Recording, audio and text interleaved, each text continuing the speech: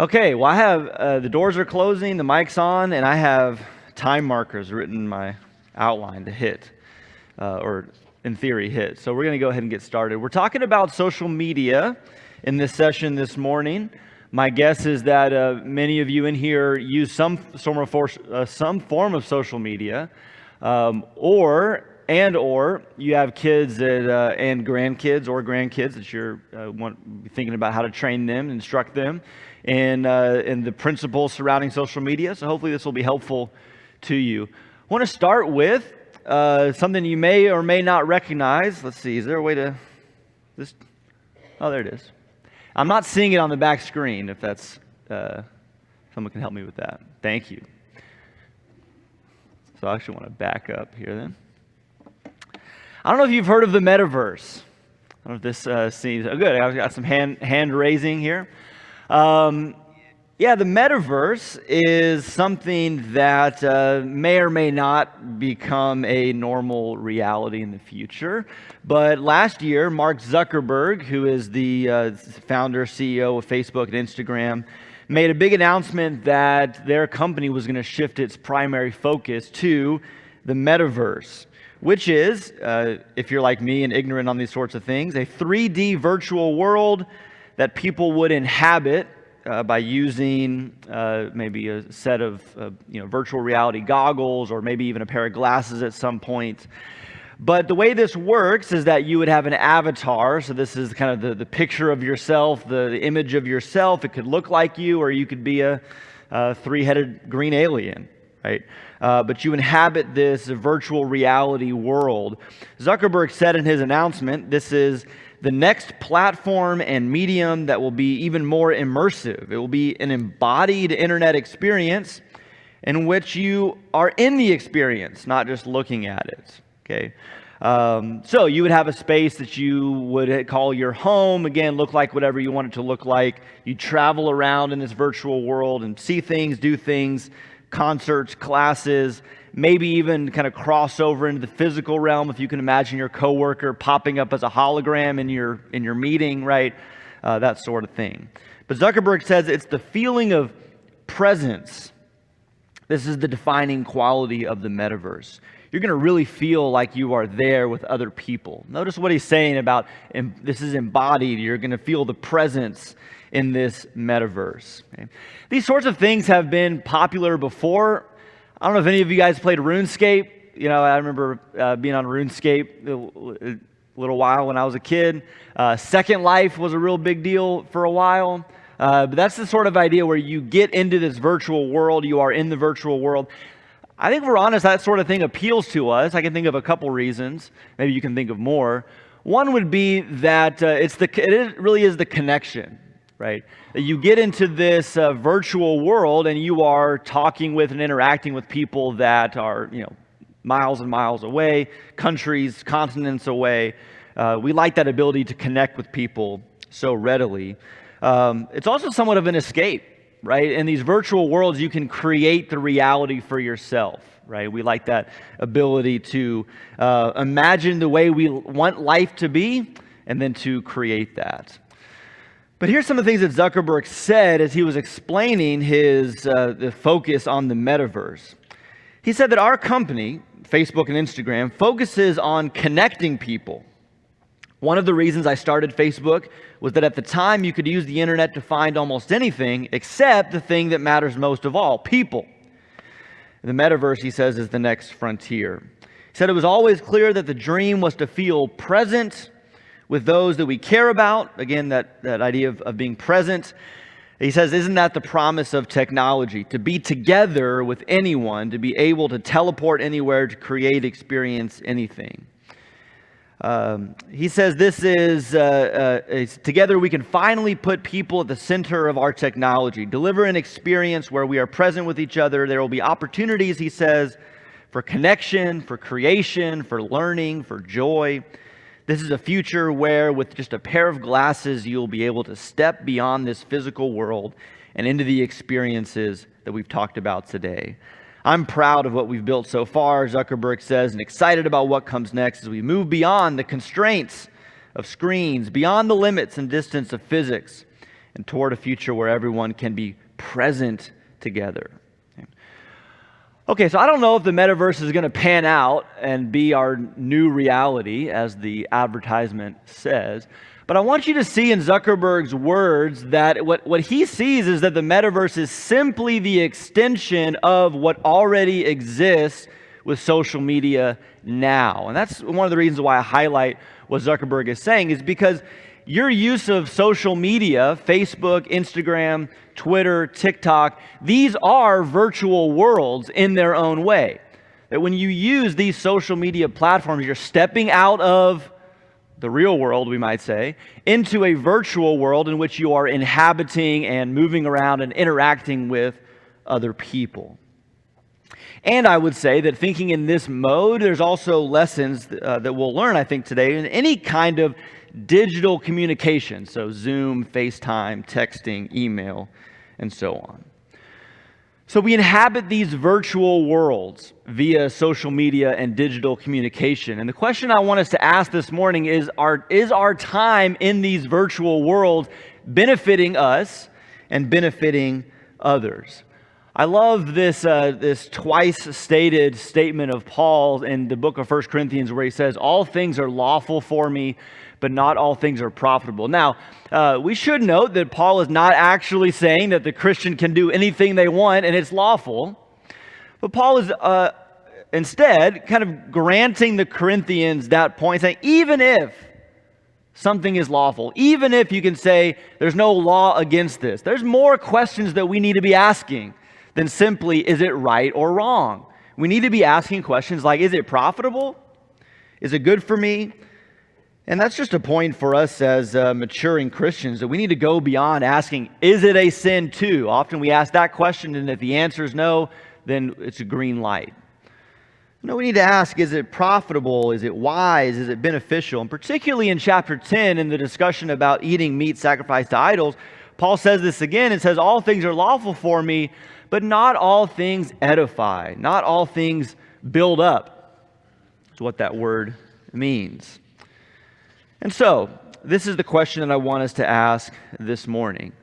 Assuming that our use of social media and digital communication is lawful, is my use of it building others up? Is it building me up and growing me closer to other people in an edifying way? That's the question, the basic question that we want to reflect on with our time together this morning. Here's how we'll do that. We're going to talk about social media, what its purpose is, what its purpose was in the beginning, and whether it's accomplishing that purpose or not. Then we're going to spend some time talking about some of the inherent problems with social media, and then talk about what is the solution, or at least what are some of the solutions. Let's start by talking about the purpose of social media. Remember the words of Zuckerberg from just a few minutes ago, that Facebook and these other platforms were created to connect people, to be present with other people that you couldn't be with, to find people and to be together with them via social media. And I would ask you with me to consider some of the ways that we benefit so greatly from this connection that's provided by social media and digital communication. Right before we walked out of the house this morning, Dr. Crispell showed me that video of his grandson Parker taking his first steps. I mean, what an amazing thing, right? And it's the same with our 2.5-year-old son, Asher, that he can see his papa, that he can see his Paw and Mimi on FaceTime, and that we can share these special moments with those that we love. And Facebook is often, and Instagram are used in very much the same way. A lot of grandparents in here that see those pictures of grandkids and benefit so greatly from maintaining that connection. Another benefit, one person told me after one of these lessons, there are people on Facebook and Instagram that I've never met in person, but I got connected with them, following them on social media, and they are so encouraging. The posts that they make really help me and build me up. That's an opportunity that was created by social media that's a benefit, that's an encouragement. Was just talking with Dave a few minutes ago about Hurricane Harvey that we experienced in Houston 5 years ago now. And it was amazing to see the way that social media, Facebook in particular, allowed us to stay connected with each other and find out who needs help and who can we serve in this difficult time. And of course, COVID-19 has showed us that very thing as well, that we've used some of these tools to stay connected in a time when we're not able to physically be present. We can pray for those who are in urgent need all across the country. Facebook tributes to people that have passed away. I know when my mom died 9 years ago, the tributes on Facebook were just amazing to see. Some of those were even read at her memorial service. We're able to give honor to people via social media in a way that, again, wasn't possible before. So on and so on we could go with the benefits, the blessings that social media has provided for us with its connection. And I will say, and I want you to hear me say, thank God for these blessings. I do think that social media is one of the ways that we fulfill passages like Ephesians 4 and verse 16, where Paul says that the whole body is fitted and held together by what every joint supplies, according to the proper working of each individual part, causing the growth of the body for the building up of itself in love. Okay, I said it. Did everybody hear me say it? All right. But, and here's the but, it's true that since the invention and universal adoption of these social media platforms like Facebook, there is more and more evidence that social media is having the opposite effect of what it was intended originally. One of the really fascinating things about this whole topic is that more and more tech executives and the people that created this stuff to begin with are saying there's real problems and dangers with these sorts of things, and they actually put stricter limitations on their own children with these tools and devices than we do often, even as Christians. So a couple examples of that. Tim Cook, the current CEO of Apple, he's quoted as saying in a 2018 talk, "I don't have a kid, but I have a nephew that I put some boundaries on. There's some things I won't allow. I don't want him on a social network," the CEO of Apple says.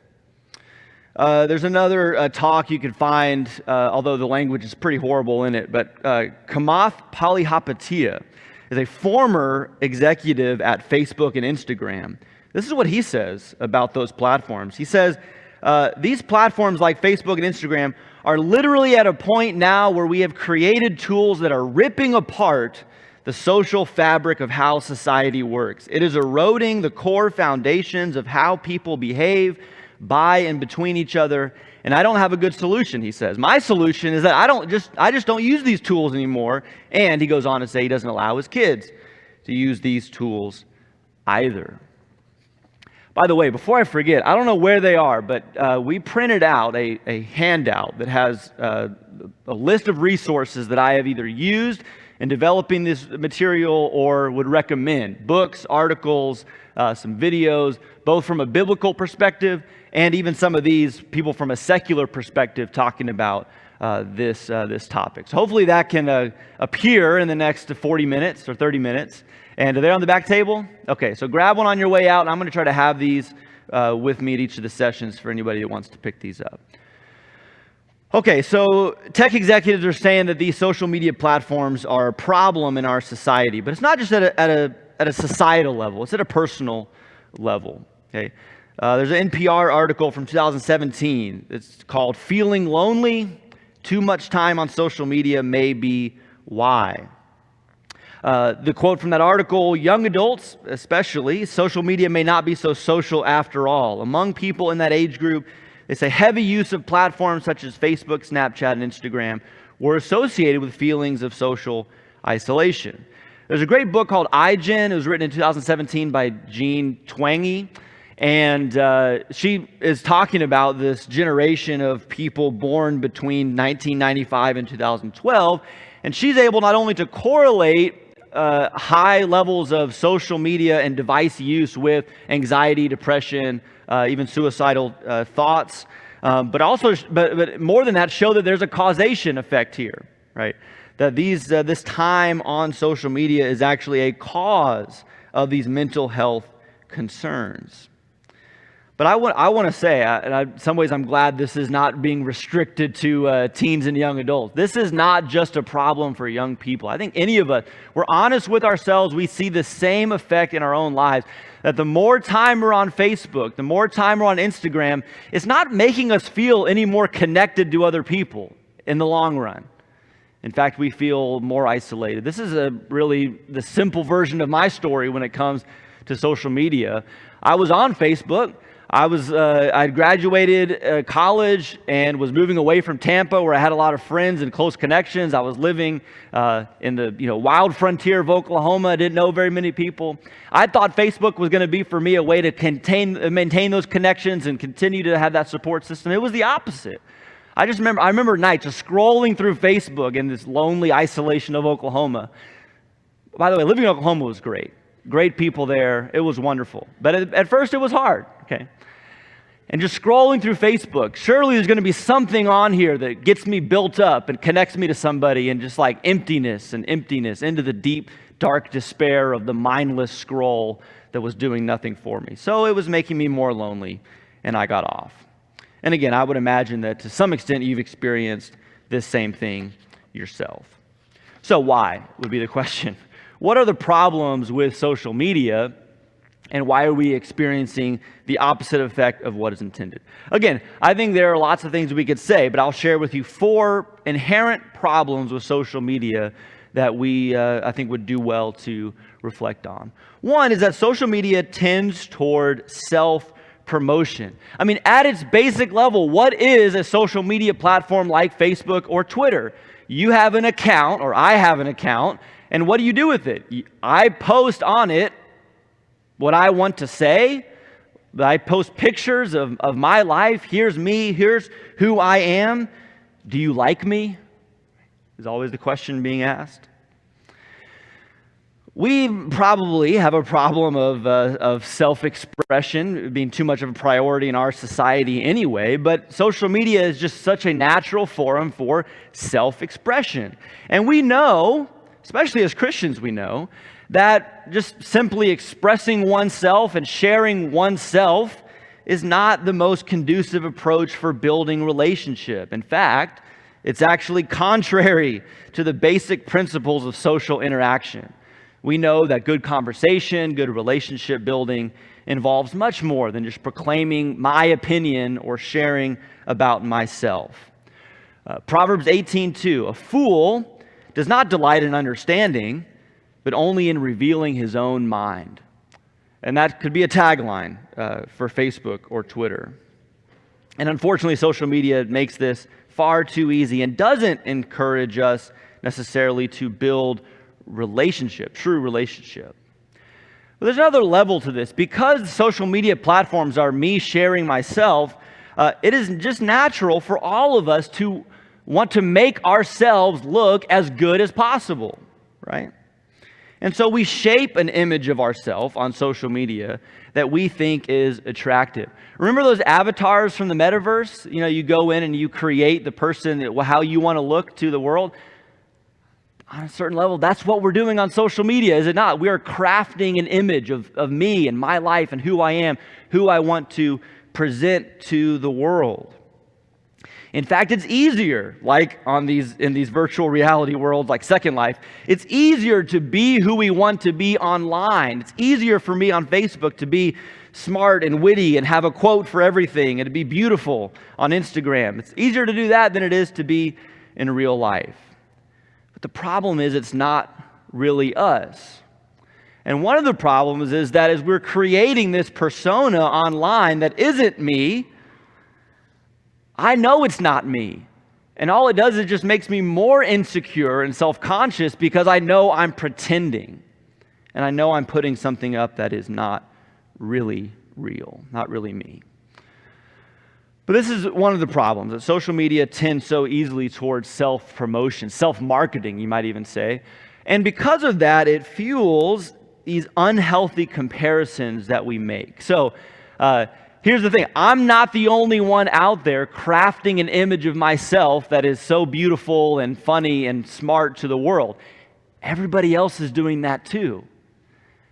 And so what happens is that I start comparing myself to other people who look like their lives are wonderful and happy and perfect, and their kids are the most beautiful, and their vacations are the best.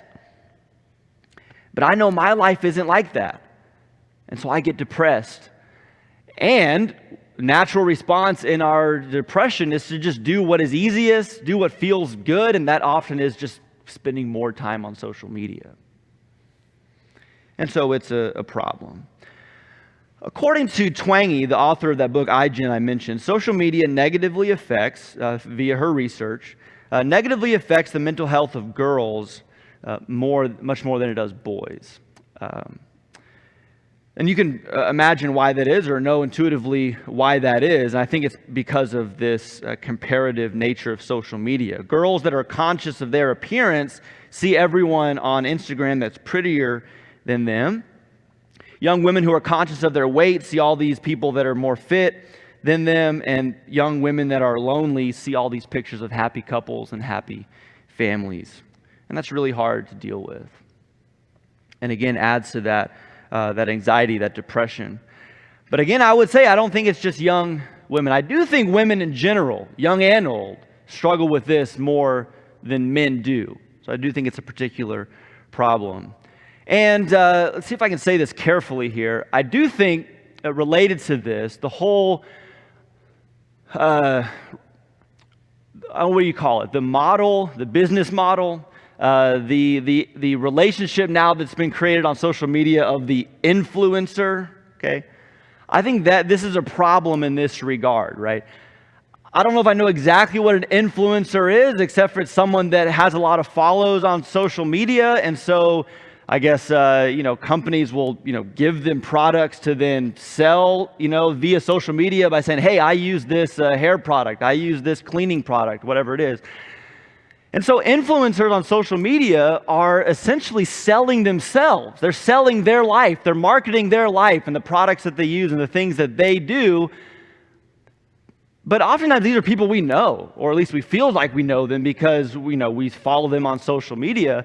And so it's usually women that are the influencers and the ones following. And they see these influencers and say, well, my life needs to be like that. I need to have those products. I need to look like that. And again, this just is an unhealthy, unrealistic, is what I want to emphasize, unrealistic comparison and expectation developed by this culture of social media. Again, I think the influencer model is kind of one clear example of that. But in some ways, that principle is just true when we are looking at anyone's life that looks better than my life. But we're all just marketing ourselves and comparing ourselves to each other.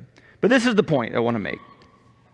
Much of what we're seeing on social media is at best selective, likely edited, polished, or made up even, in some cases, to paint a particular image of that person. But it fuels this natural tendency to compare. Ecclesiastes 4:4, then I saw that all toil and all skill and work came from a man's envy of his neighbor. This also is vanity and striving after wind. We might say that I saw that every Instagram post comes from a woman's envy of her neighbor. This also is vanity and striving after the wind. Okay. So social media tends towards self-promotion. Because of that, it fuels these unhealthy comparisons. The third thing I'll say is that social media exhausts us with over-connection. It exhausts us with over-connection. When we spend time regularly on social media, we are bombarded with the latest news and problems and celebrations of the lives of hundreds of people. It's really quite astounding how much we see, even in a short time, on social media. We are just inundated. You could see a cancer diagnosis, a new baby, a lament on infertility, a humanitarian crisis, the death of a child, all within 5 minutes of scrolling through your Facebook feed. Here's what I want to tell you this morning, suggest to you. We were not created to handle all of this. We were not made to handle all of this. It is too much for us. We were not made to bear the burdens of all of humanity all over the world. There's only one who can do that. It's not us. We are not God. We cannot be in all these places at once. We cannot bear up under the weight of so much pain, so much heartache. And really, there's not anything I can do about all the brokenness that I see in my field of vision, magnified to me on a daily basis on social media.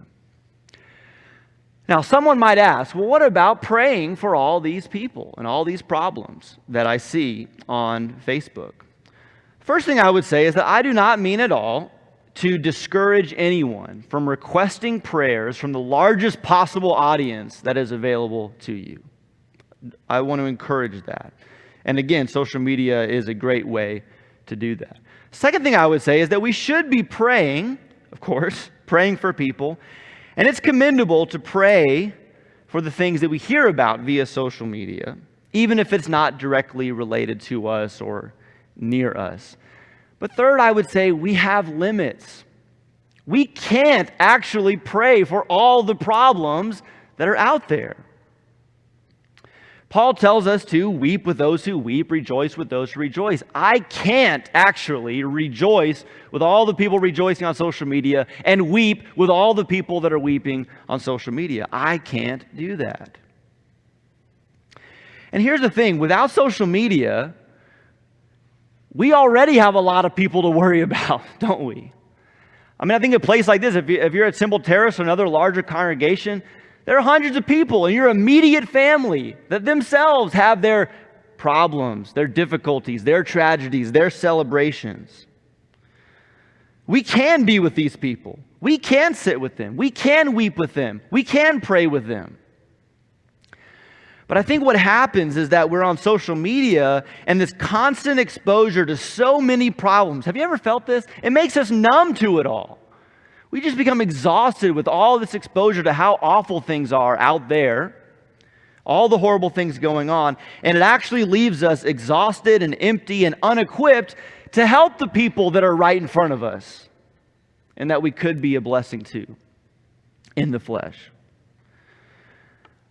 I think this is a real problem, something we need to think about.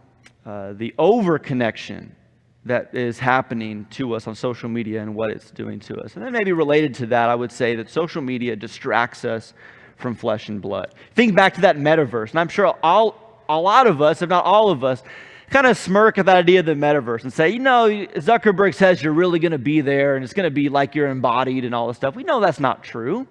We know that a virtual reality can never be what the real thing is, and that's true of social media as well. Even at its best, it's still a virtual community. It's made up of written text, photos, videos that are taken in through a screen. It's not real life, we would say. I love 2 John 12. He says at the end of that short little letter, I have many things to write to you. I don't want to do it with paper and ink, but I hope to come to you and speak face to face so that your joy may be full. You see the connection there? Fullness of joy when I see you face to face. And we can have these conversations in person. That was true 2,000 years ago. It's still true today. When we spend more and more of our time in the world of virtual relationship, we're actually separating ourselves from real life, we might say, and from the power of living as flesh and blood humans that God created us to be. And there's a twofold effect here. Not only are we missing out on a better life, okay, but we're diminishing the life that we currently have. The top resource on the handout is the one book, if you had to read one book, 12 Ways Your Phone is Changing You by Tony Reinke. It is from a biblical perspective and it's very helpful.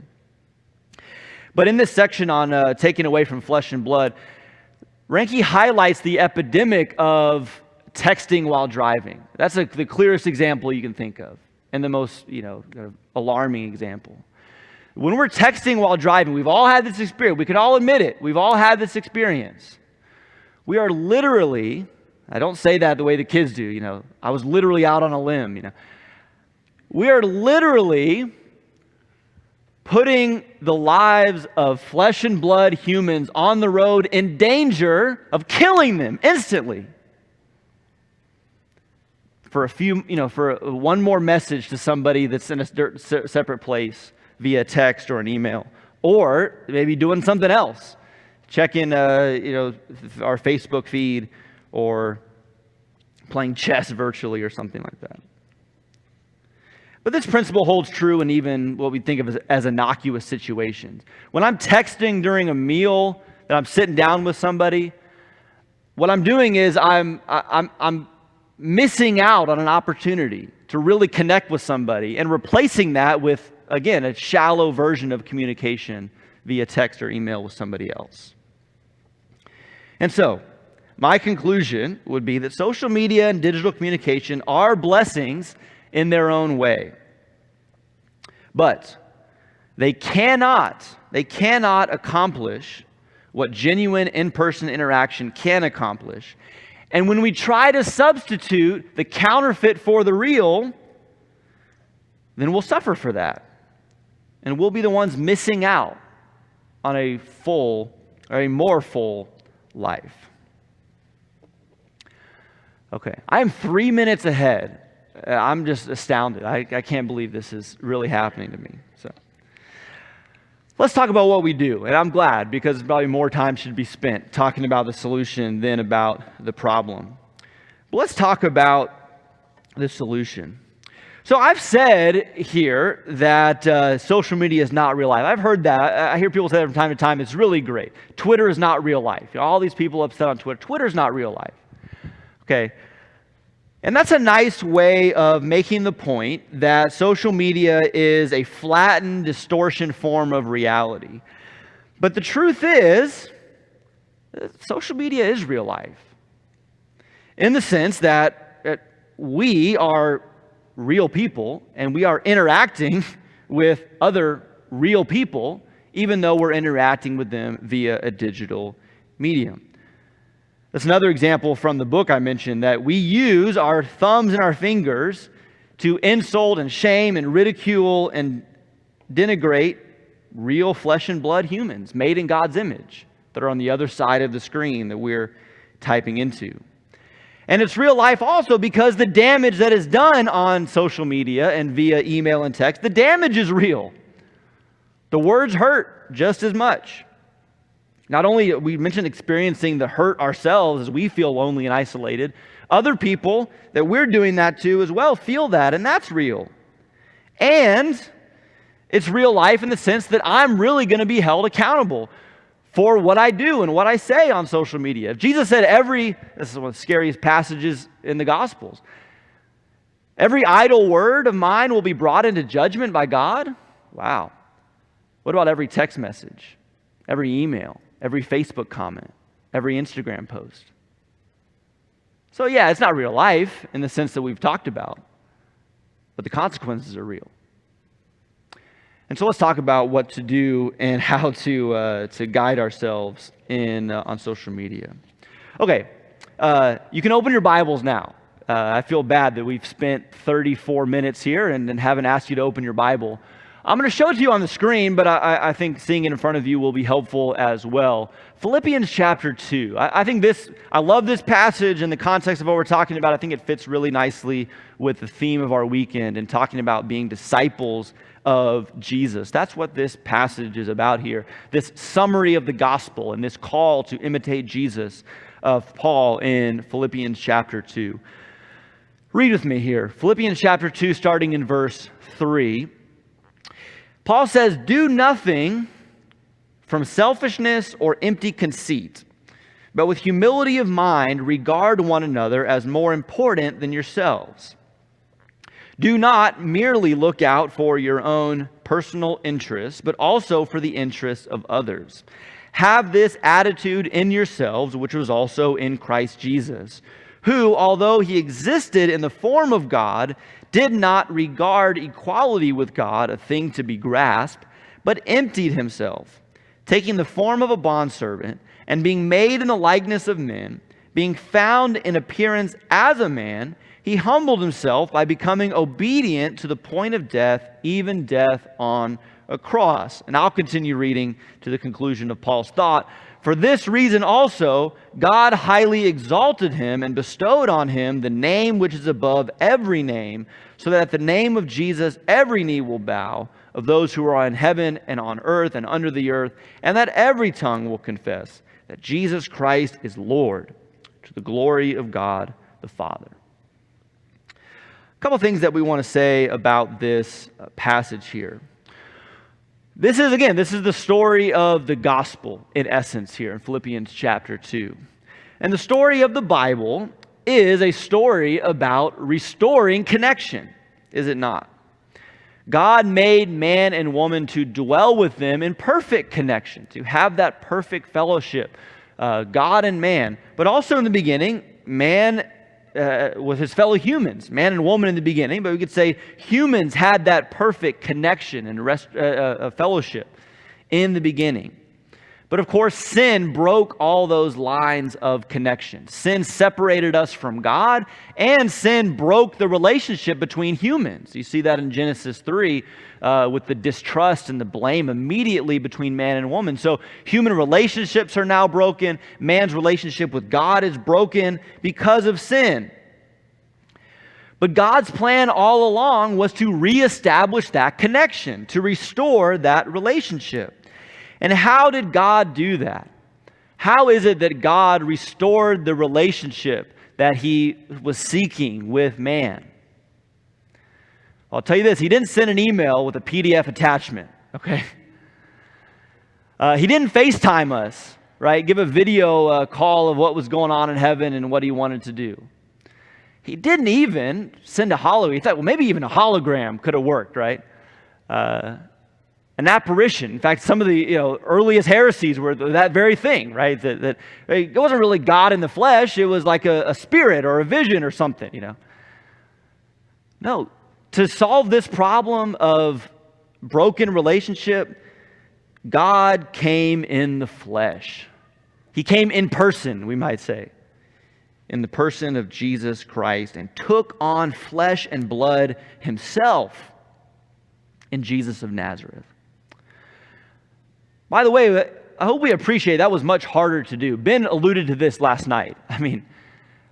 For God to take on flesh and blood, for God to become man, and to live in the mess of human experience, to deal with people. People are people,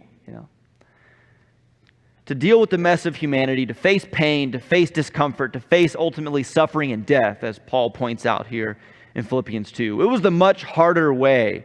But it was the only way that he could achieve true reconciliation, coming to us, coming in the flesh, in the person of Jesus.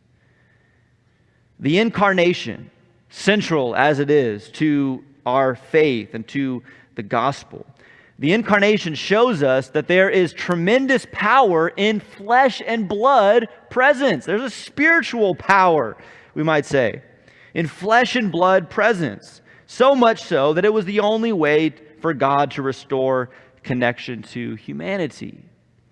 So think about that in the context of social media.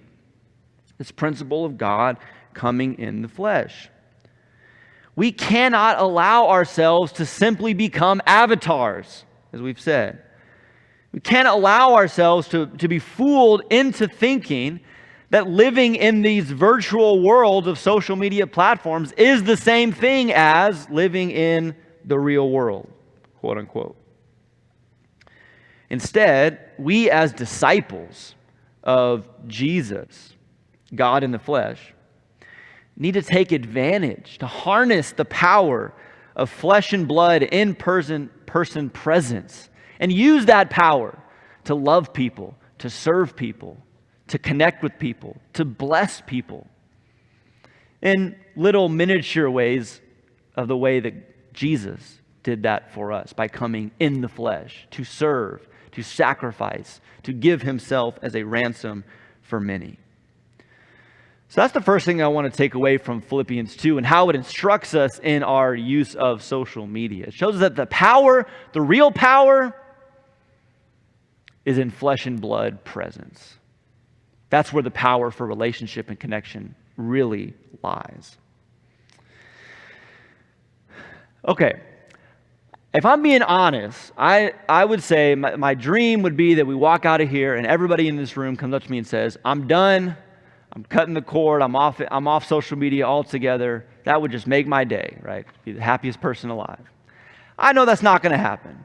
And as we said, there are blessings that come with social media that many of us will want to try to take advantage of while avoiding the dangers that come along with it. And so here's what I would say, drawing from Philippians 2 in that case. That the disciple of Jesus imitates Jesus all the time, right? The disciple of Jesus takes on the character of Jesus in everything they do, even online, even in email, even in text message, even on Facebook. Disciples imitate the master. As Ben said, we become like the master. And so think about the language of Paul here. What might it look like on social media to post nothing from selfishness or empty conceit? Think about that. What if that was my policy on social media? I'm not going to post anything from selfishness or empty conceit. It's not about me. What might it look like to not merely look out for my own personal interest?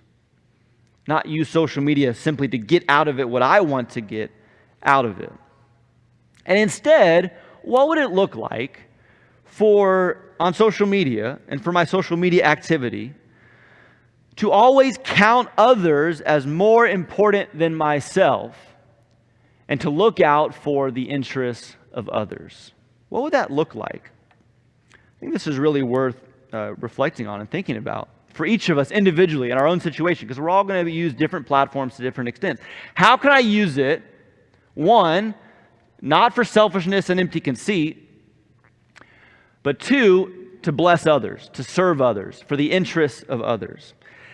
I'm sure many of you do this sort of thing, in a gathering like this, especially like in the Sunday assembly, right? You ever do this sort of thing where you come in or you stand up after the closing prayer and you look around and you think, who's in here that needs someone to talk to? Who's in here that I can be an encouragement to? Who can I go find and talk to that I can be a blessing to them? I hope you think in that sort of way. I hope we all think in that sort of way. What if you applied that kind of thinking to, being on Facebook or being on Instagram and actually get on and with someone in mind and say, is there someone that I know is struggling? Someone I know that is hurting. And I'm going to, it's hard for me to connect with them in person. Maybe they live in a different place, or maybe that's just the circumstances aren't there to connect in person. So I'm going to go find them on social media. I'm going to seek them out. And I'm going to try to encourage them in some way. Okay? That's one example of a shift in a mindset to say, I'm using social media for the interests of others, to be a blessing to others, not for, again, selfishness and empty conceit. So Philippians 2, to me, is just incredibly helpful for thinking about where the real power lies in the relationships we have with others, and even in giving us some very, very poignant and important guidelines for using social media in a way that imitates Jesus. So here would be some closing recommendations based on what we've said. I will say, if you need to get off, get off. If you're in some of the other sessions, we'll talk some more about this sort of thing, making these sacrifices or setting these limits. Get off altogether, get off of a certain platform, get off for a time, whatever it is. We each need to be honest with ourselves and know what it is that is, again, the most wise and profitable thing. And if I need to get off, then I need to get off. I need to do that. My second recommendation would be to prioritize the people near me. And I mentioned this earlier. In our lives, we are so closely connected to so many people already. Our immediate family, our broader kind of blood family, our church family, our neighbors that we live within feet of, but never talk to. We have so many people that are close to us in our life. Let's prioritize those people. Okay. Let's make that the focus of our attention and our service and our love. The people that we are in flesh and blood presence with. Let's make them to the priority in our lives. And I would say use social media and digital communication to move towards physical connection. So use Facebook, for instance, to advertise a gathering for all the church family in person, right? Use social media to get people together in flesh and blood ways, or the people that you are constantly in a text chat with, or somebody you've connected with online. Meet up with them for coffee. Take a trip with them. Move that relationship as much as possible from the virtual to the in-person or the flesh and blood. And then, as it pertains to actually posting content online, stop. A lot of problems probably could be solved with just the stop. Just stop. Okay, stop and wait. Give it 30 seconds. Give it 30 minutes. Give it a day. We'll talk about why we don't want to do that later on. But we'd be much wiser to just stop. Wait, give it some time. Let the email sit in your draft folder. Gmail is great because it automatically saves it as a draft. Type the whole thing out and just wait. Don't send it. Sit on it, pray about it, sleep on it. Ask some important questions. Why am I posting this? What's the motivation for posting it? All the same things that we get told when we're a kid. Is it true? Is it helpful? Ask, why am I doing this? Ask what the outcome will be. We don't always know what the outcome will be. And I don't mean to say that, someone being offended is the standard. I mean, Ben said last night, Jesus said some pretty offensive things. It's not really what I mean, but I mean just ask, what's going to happen? Let's play this out, okay? Is this going to be helpful to the church family? Is this going to be profitable to other people? Ask some of those important questions while you're stopping and you're waiting. But in that discussion, last thing here, in 1 Corinthians 10, where we started, where Paul said, in the context of eating meat sacrificed to idols, all things are lawful, sure, but not all things are profitable. All things may be lawful, but not all things edify. Here's how Paul wrapped up that discussion at the end of 1 Corinthians 10. Whether then, he said, whether you tweet or snap, he said, whether you eat or drink, whatever you do all to the glory of God. Give no offense, he says, to Jews or Greeks, to black or to white, or to the church of God, so that as I please all men in all things, not seeking my own profit, but the profit of many, so that the many may be saved. Here it is. Be imitators, Paul says, of me, just as I also am of Christ. We all have our own decisions to make. It will not look the same for all of us leaving this room. I simply ask you to be honest about what is the wisest, most profitable course of action, and to prioritize building other people up in imitation of Jesus, all to the glory of God. Thank you so much for being here and for your time and your attention.